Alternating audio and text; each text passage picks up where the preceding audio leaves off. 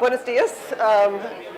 Thank you, everyone, for the invitation to speak at this spectacular location. So today I'm going to talk a little bit about something that's maybe a bit different for Rett syndrome, and I'll be talking about maternal effects in a mouse model of Rett syndrome. So first I want to, again, kind of reiterate what some of the other speakers have said about why use females in mouse models of Rett syndrome. And this is really, again, because of this mosaicism due to X chromosome inactivation. Early on in development, there are two choices of cells, one that either inactivates the maternal copy and the other population of cells inactivates the paternal copy. Both of those end up dividing as individual clones. So in the periphery, you have half of the cells that would be inactivating, for instance, the mutant copy, and half that are inactivating the wild type copy. And so the analogy I like to use for this is a calico cat, and you probably have those here as well. So calico cats are always female, and it's because the orange coat color is encoded on the X chromosome. So the cells, so if you can imagine the orange part, the cells that go into making the orange parts would be one of these clones, and the ones that go into the black are the other one.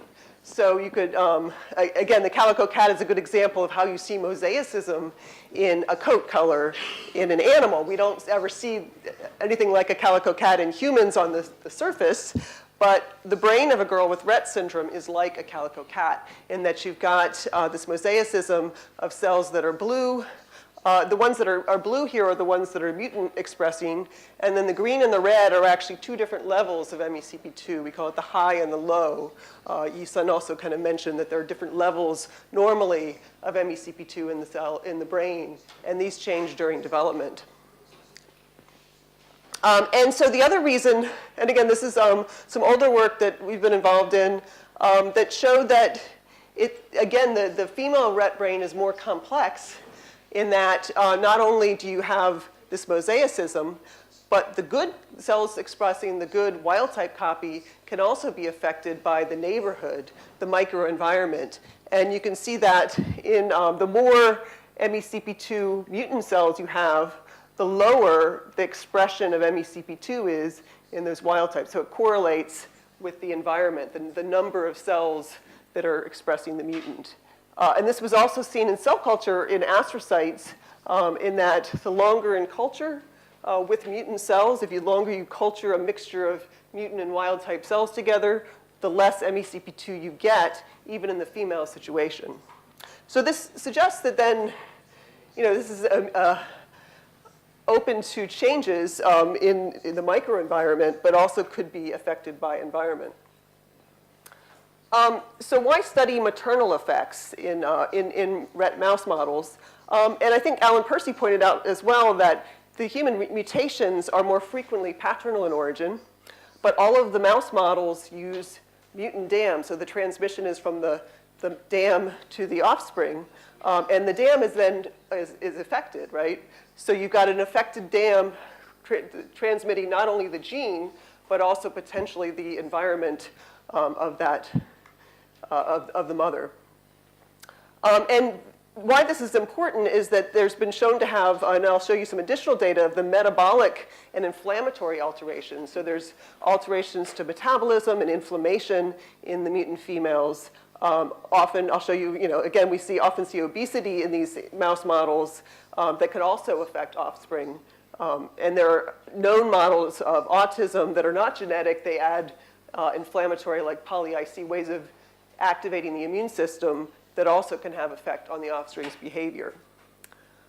It's also well known in the field that the mutant dams have poor maternal care behaviors. Anyone who tries to breed these mice knows that they oftentimes you go in and the pups are all dead because of these poor maternal care behaviors. And then what is the going into the maternal care? It's not just behavior, it's also many other non-genetic maternal effects that can influence the phenotype of the offspring. And this includes the in utero inflammation, the microbiome that's passed to the pups when they're born, the milk quality and quantity, as well as the maternal care behaviors. So therefore, we decided to study some of these maternal non-genetic effects as important biological variables to at least understand and potentially control, but also because they could potentially lead to therapeutic inroads if we really understand these modifiers. So this was our strategy, was to use the bird null MECP2 line and have both mice that were raised by their biological dam, which is the mutant dam. On the left, there's the black mice, but also cross-foster a parallel group to be fostered by CD1 dam. So we take their pups away and give them the MECP2 pups.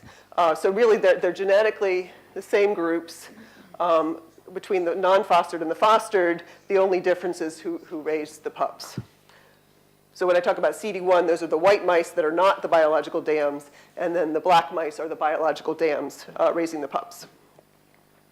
And so early on in the before weaning, so mouse pups are weaned at about 21 days of age, and so you can look at the growth in those early stages, and we definitely saw a clear effect of fostering on the early pre-weaning body weights. And so here you can see that in the graphs, the solid bars and the circles are all the foster dams. So it didn't matter the genotype in this case. If they were fostered by CD1 dams, they were bigger up to weaning. And also we looked at many other developmental milestones. You can look in mice similar to, they're different from what you would look in a child, but there are known developmental milestones you can look for. This is the pinnae detachment, which is the ear detachment that occurs pre-weaning. And you can see, again, the effect was fostering made them earlier have pinnae detachment at an earlier age. But when kind of the most interesting effect we saw was an interaction on body weight. So this is now post-weaning, starting at postnatal day 28. And by about 2 months of age, it was very noticeable that the mutant animals that were fostered to the CD1 dams got much heavier faster. And these, they look quite obese. This is a difference between a 24-gram mouse versus a 36-gram mouse, which would be the mutant one raised by a CD1 dam. It's just an example to see they really do look obese. It's more fat deposits. And you can see them just that falling off. And this now is a gene-environment interaction because it's not just fostering, not just genotype. It's a combination of genotype in this environment of being raised by the foster CD1 dam. Okay, so then we looked at the hind limb clasping. So I think we will mention this, but this is what you look for. You hold up the mouse by the tail, and a normal mouse will do this, flail out. A mouse that's developing symptoms of Rett syndrome does this curling in. So it's a fairly robust assay for looking at the neurologic impairments in these models.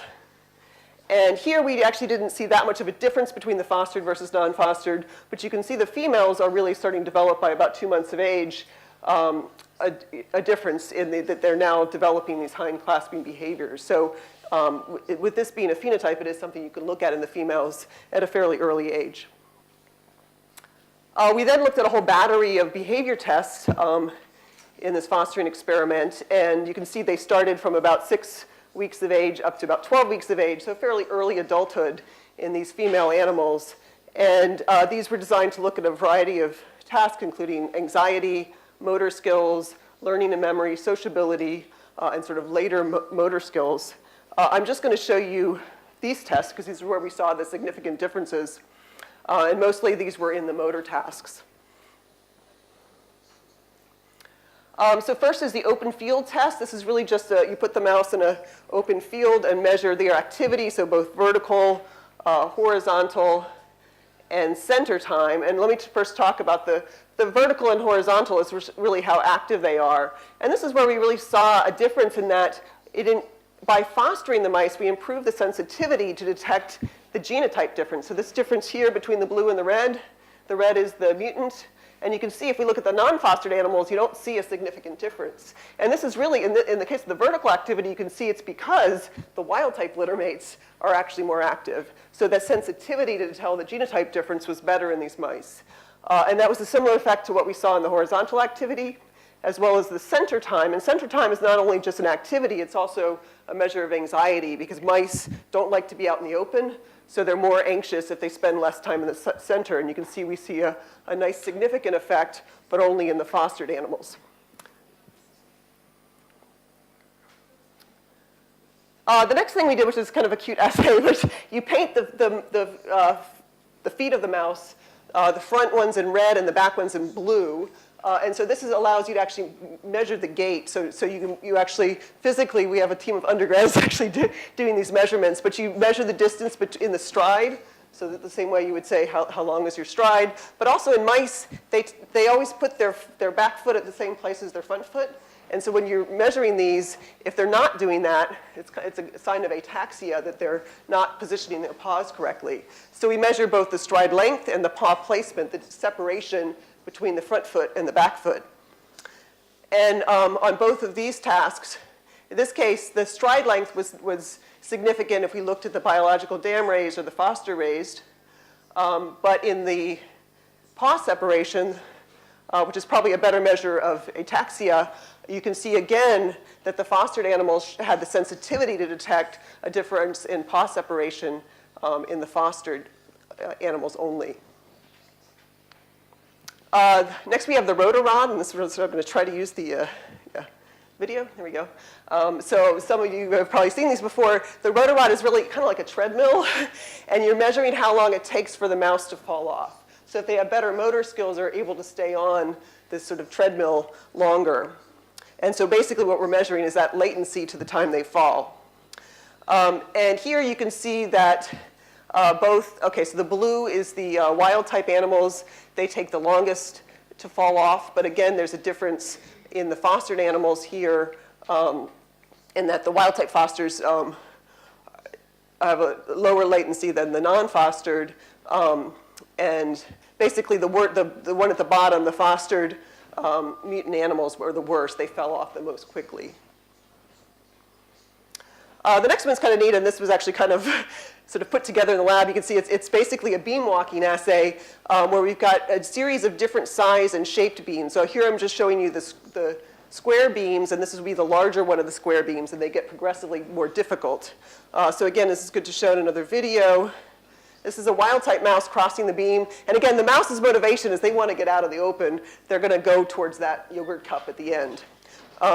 And if you look at it from the side, you can also see their foot placement. It's a little tricky for them, but you can see this mouse is doing really well. It doesn't really slip off. We have a pillow underneath, so in case they do fall off, they don't hurt themselves. But basically, you're measuring how well they walk. So this now is an example of the mutant animals. A little slower, you can see kind of wobbly there, making it, but taking much longer to cross. There may be more anxiety involved with this as well.